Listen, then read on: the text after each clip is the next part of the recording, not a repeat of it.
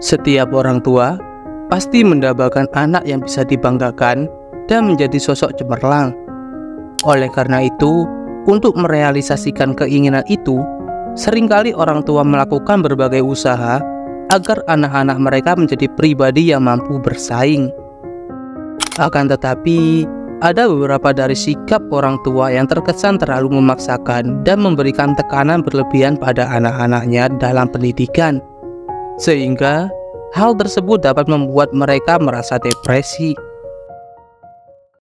Seperti kasus tragis yang akan kita bahas sekarang, di mana ada seorang gadis belia yang sangat cerdas mengalami depresi sehingga nekat membunuh orang tuanya sendiri. Mari kita namakan kasus ini sebagai kasus Jennifer Penn.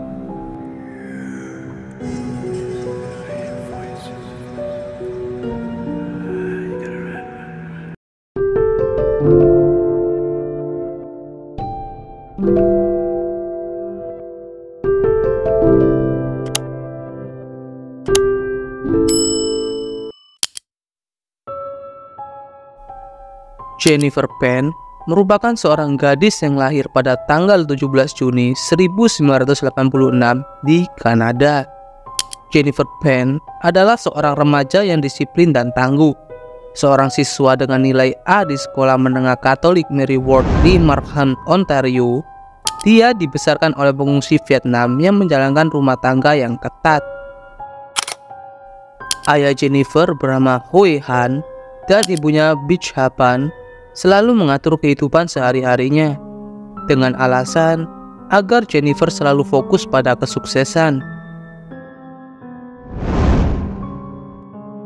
Sedikit info, orang tua Jennifer lahir dan sebagian besar di Vietnam, Asia, dan kemudian pindah ke Kanada pada tahun 1979 sebagai tempat perlindungan politik. Ibunya juga pindah ke Kanada sebagai pengungsi. Orang tua Jennifer selalu bekerja keras untuk memberikan anak-anak mereka kesempatan yang tidak pernah mereka dapatkan sebelumnya. Ayah dan ibu Jennifer bekerja di produsen suku cadang mobil Magna Internasional yang terletak di Kanada. Setelah beberapa tahun bekerja keras, mereka akhirnya dapat membeli rumah besar, Lexus, Mercedes, dan mengumpulkan tabungan sebesar $200.000. Kedua orang tua Jennifer merupakan seseorang yang sangat menghargai pendidikan. Mereka juga orang tua yang disiplin dan cenderung keras. Oleh karena itu, mereka menetapkan standar tertinggi untuk anak-anak mereka dan memberi mereka pendidikan berkualitas dengan memberikan fasilitas pendidikan di sekolah terbaik yang terletak di Kanada. Khususnya Jennifer Penn, yang dianggap sebagai anak istimewa dan menjadi kebanggaan orang tua, yang dimana sejak umur 4 tahun, Jennifer sudah didaftarkan dalam kelas piano, bela diri, berenang, dan juga bermain skating pada sekolah dasar. Di antara semua kelas non-akademik yang diikuti Jennifer, ia sangat tertarik di dunia skating. Dia ingin mewujudkan impiannya menjadi skater profesional. Dia pun selalu disiplin mengikuti kegiatan itu dan banyak kegiatan lainnya.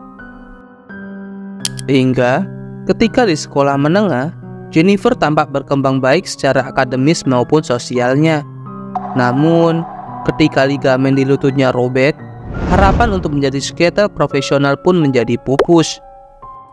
Jennifer pun memutuskan untuk fokus pada pelajaran akademik dan tes pianonya. Ia adalah pelajar teladan yang tekun belajar hingga larut malam. Ia juga dikenal sebagai pelajar yang selalu mendapatkan nilai A+ dalam setiap bidangnya. Orang tuanya selalu memperlakukan Jennifer sangat ketat, karena mereka selalu menjemput Jennifer setiap malam dari sekolah dan dia tidak bisa menghadiri pesta, klub, atau perayaan apapun. Bahkan, jika Jennifer mendapatkan nilai B dalam pelajarannya, Jennifer akan mendapatkan hukuman dari orang tuanya tersebut. Saat di kelas 8, prestasi belajar Jennifer mulai drop. Jennifer pun melukai dirinya sendiri sebagai bentuk rasa frustasi maupun depresi yang ia dapatkan.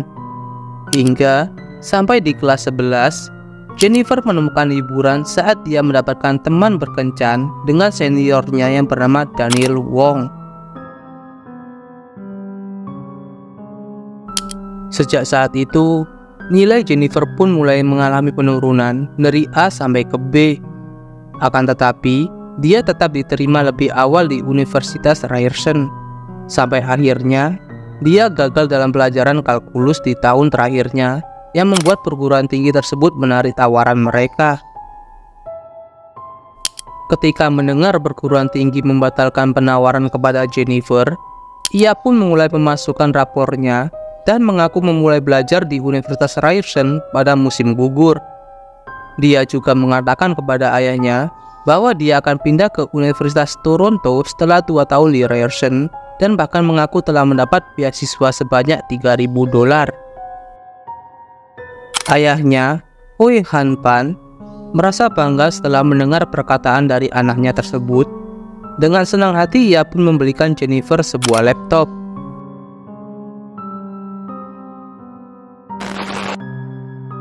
Pada musim gugur 2004, setiap pagi Jennifer pergi ke kafe atau ke asrama Wong dengan berpura-pura pergi ke kampus. Ia bahkan mengaku berhasil pindah ke Universitas Toronto pada tahun 2006, yang dimana tepat sesuai jadwal. Dan ketika upacara wisuda tahun 2008 sudah dekat, Jennifer kembali berbohong dengan mengatakan undangan yang dibagikan pada pihak orang tua terbatas. Setelah acara upacara wisuda selesai, ia pun berbohong kembali dengan mengatakan ia akan bekerja sebagai sukarelawan di rumah sakit anak-anak yang terletak di Toronto, Kanada.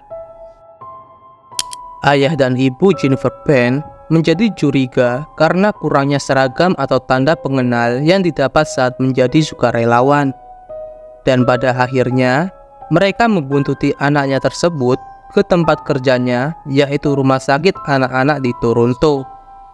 Kemudian, kebohongan yang selama ini disembunyikan oleh Jennifer pun terungkap hari itu. Orang tua Jennifer pun sangat murka setelah mendengar pengakuan dari kebohongan anaknya sendiri selama ini. Ponsel dan laptopnya disita, dan Jennifer dilarang untuk berkencan bahkan bertemu dengan Wong lagi. Jennifer pun makin tertekan. Hitch dan Han makin keras pada putrinya yang kala itu berusia dewasa. Bahkan, odometer atau penunjuk jarak pada mobil selalu dipantau. Dan Jennifer diperintahkan melanjutkan pendidikannya kembali dengan pengawasan ketat dari orang tuanya. Dengan banyaknya polemik dan konflik dari keluarga Jennifer, akhirnya Wong pun memutuskan hubungannya dengan Jennifer kala itu. Hal tersebut menjadi titik terendah Jennifer Pan dalam hidupnya. Beberapa bulan berlalu, Jennifer berteman dengan Andrew Montemeyer yang merupakan teman sekolahnya saat sekolah dasar. Jennifer pun mencurahkan semua isi hatinya kepada Andrew tentang bagaimana untuk lepas dari segala tekanan orang tuanya. Andrew pun memikirkan sebuah ide untuk membunuh orang tua Jennifer. Dan pada saat itulah, Jennifer membuat langkah pertamanya untuk ingin membunuh orang tuanya. Jennifer pun menyuruh Ricardo Duncan, yakni teman Andrew, dengan membayar $1.500 untuk membunuh orang tuanya di tempat parkir kantor ayahnya bekerja. Namun, apa yang mereka rancang hanya sekedar rencana. Ricardo Duncan membawa kabur uang $1.500 tersebut tanpa melakukan tugasnya. Setelah itu, dia kemudian berhubungan kembali dengan pacarnya saat itu, Daniel Wong. Mereka berdua berencana untuk menyewa pembunuh bayaran untuk memberi pelajaran pada orang tuanya yang dianggap terlalu mengekang. Dan Wong bahkan memberinya telepon cadangan kepada Jennifer untuk memintanya membantu melakukan perampokan untuk membunuh orang tuanya. Wong memperkenalkan Jennifer kepada seorang temannya di dunia bawah tanah yang bernama Lanford. Jennifer pun mencoba mengirim pesan dengan HP yang dikasih Wong tersebut ke pembunuh bayaran tersebut. Melalui serangkaian SMS yang cukup rumit, Penn setuju untuk membayarnya $10.000.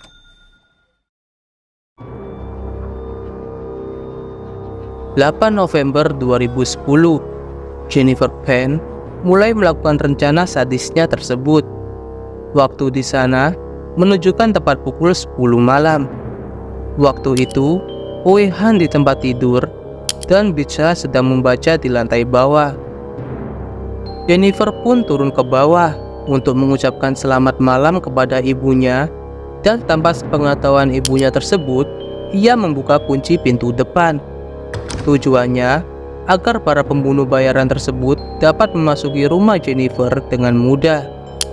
Dia kembali ke atas dan menyalakan lampu di ruang belajar di lantai atas sebagai kode bahwa kunci di pintu depan sudah terbuka. 3 menit kemudian, Crawford dan 2 orang lainnya, David dan Eric, memasuki rumah Jennifer. Kejadian tersebut berlangsung sangat cepat. Eric mengikat tangan Jennifer ke belakang punggungnya dan kepegangan tangga di lantai atas dengan tali sepatu. Mereka menuntut semua uang yang ada di rumah itu dan kemudian membawa orang tuanya ke ruang bawah tanah.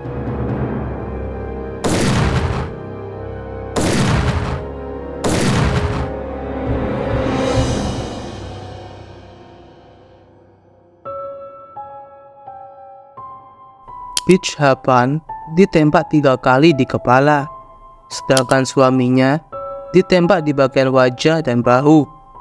Kejadian tersebut membuat ibu Jennifer tewas seketika.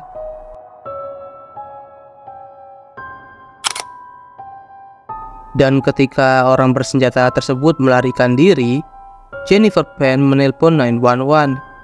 Dan saat itulah ayahnya muncul dari ruang bawah tanah yang secara ajaib selamat dari maut.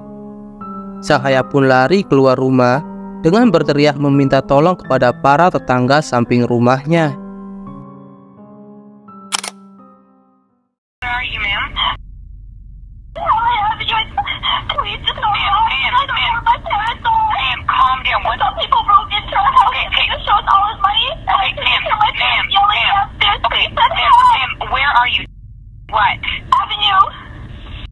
Avenue Road.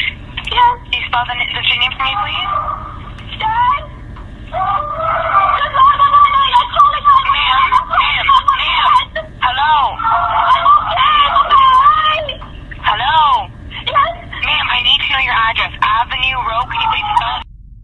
In Helen Avenue. My dad just went outside screaming. Ma'am, can you spell the street address for me, please? H-E-L-E-N. Someone broke in and I heard shots like pops. I don't know what's happening. I'm tied upstairs. Polisi pun datang pada malam itu. Jennifer pun diinterogasi terkait kejadian yang menimpa keluarganya tersebut. Meskipun polisi mempercayai Jennifer saat diinterogasi malam itu, mereka curiga bagaimana dia bisa meraih teleponnya dalam keadaan terikat. 12 November 2010, Hui Han terbangun dari komanya. Ayah Jennifer tersebut mengatakan kepada polisi bahwa dia melihat putrinya berbisik kepada salah satu pria bersenjata seperti seorang teman. Tepat 2 minggu setelah penyerangan tersebut, Jennifer menghadapi interogasi ketiganya oleh kepolisian daerah. Dia terus mengklaim bahwa dia adalah satu-satunya korban yang masih berdiri dalam penyerangan rumah di kediamannya pada 8 November 2010. Akan tetapi, sepandai-pandainya tupai meloncat, pasti akhirnya jatuh juga. Dan pada akhirnya, dengan adanya bukti-bukti yang kuat, Daniel Wong, Jennifer Penn, dan para pembunuh bayaran akhirnya ditangkap oleh kepolisian. Pada 13 Desember 2014, Jennifer, Wong, Crawford, dan David dinyatakan bersalah atas pembunuhan tinggal pertama dan percobaan pembunuhan. Mereka menerima hukuman seumur hidup tanpa kemungkinan pembebasan bersyarat. dan hukuman seumur hidup tambahan untuk dijalani secara bersamaan. Sedangkan David dihukum selama 18 tahun penjara setelah menjalani sidangnya pada tahun 2015.